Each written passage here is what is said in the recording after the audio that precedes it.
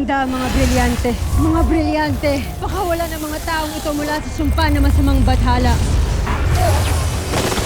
Kamusta naman ang hara ng Sapiro? Lira, Iftre moment. kinagagalak ko pa rin na dinalaw ako ng iyong iftre. May isa akong malaking suliranin. Paano ba yan? Nahanapan ako ng konseho ng isang lalaki upang maging kabiyak ko. Nakasalalay sa iyong magiging rama, ang iyong magiging tagapagmana. Hindi ako papayag sa iminungkahi ng konseho. Mahal na Batis, nais kong malaman kung ako'y meron pa mang pag-aasa na matanggap nila Mira at ni Lira. Ikaw ay maghahandog ng isang mahalagang regalo sa kanila. Regalo? Isang regalo na babago sa buhay ninyong lahat. Sinabi sa akin na may nilalaman na pala ang iyong sinapupunan. Dahil kinasusuklaman kita.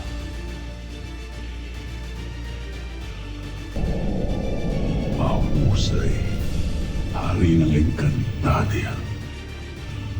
Alinlang mo sila.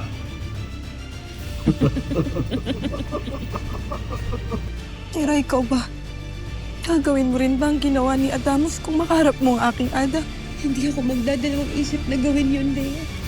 Ito kailangan nating gawin.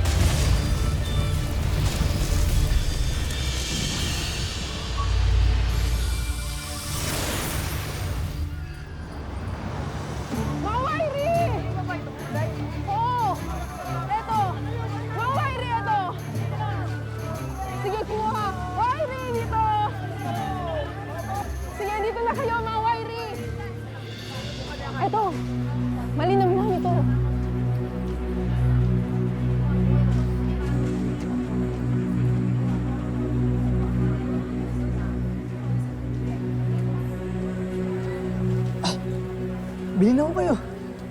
Mawalang galang na, Ginoo. Ngunit nais mo bang tulungan ka namin sa paglalako kapalit ng kaunting pagkain? Kami kasi nagugutom na.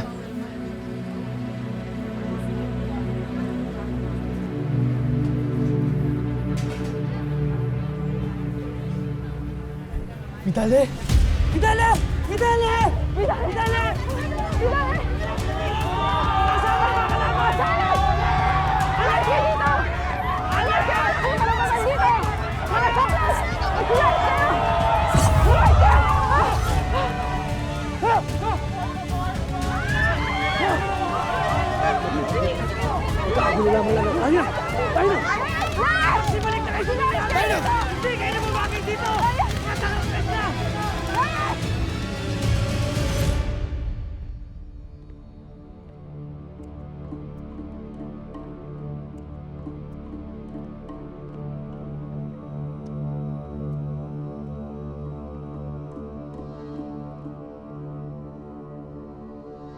Anong kailangan ng hara na kami ay pinatawag?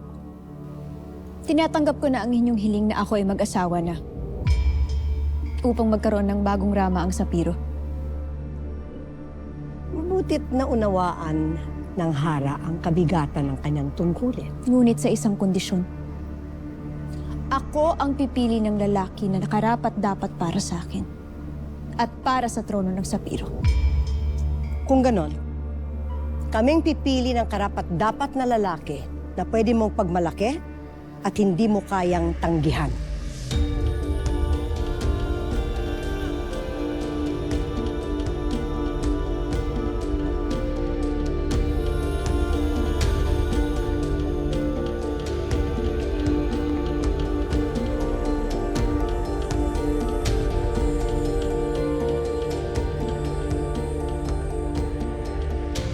Kung sa inyong tingin ay kaya niyo akong paglaruan gamit ang inyong pagpapasya, nagkakamali kayo.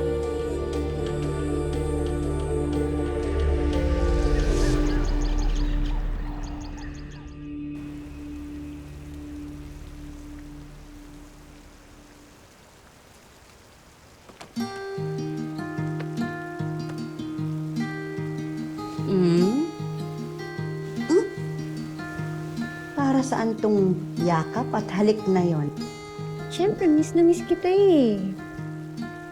Masaya ako na nandito ka, Nay. Sana nga po nandito din ang nanay Danay at ang kapatid ko eh. May kapatid ka? Opo. Gaya po ang pangalan niya. Pero mahabang kwento yun, Nay. May problema ba sa inyo? Sa pamilya niyo sa Encantadia, anak? Nakikinig ang nanay. Ano yun? Minsan lang po kasi, Nay, nararamdaman ko na parang hindi po ako karapat-dapat na mabuhay.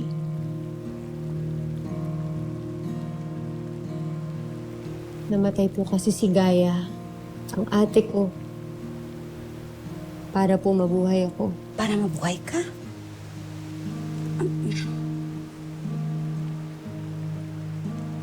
Ano yun? Yung nga po mahabang kwento, Nay. Pero si Gaya po, buhay po siya. Parang buhay.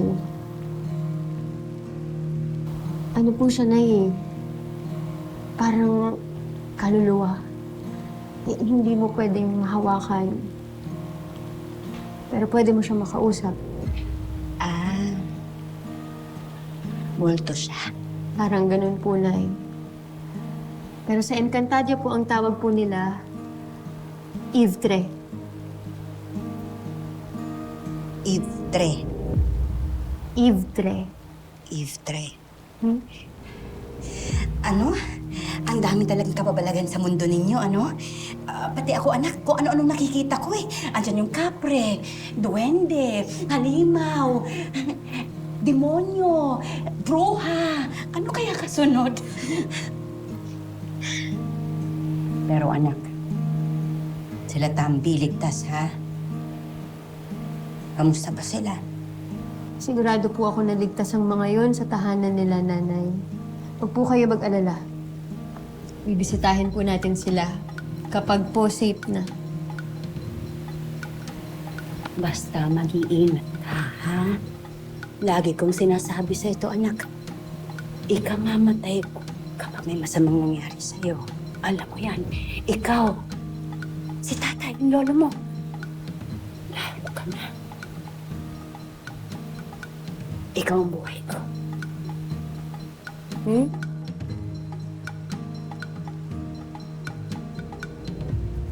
Huwag ka mag-alala, Nanay. Pangako ko.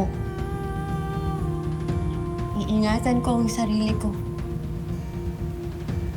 Para po kay Nanay Danaya. At para po sa kapatid ko.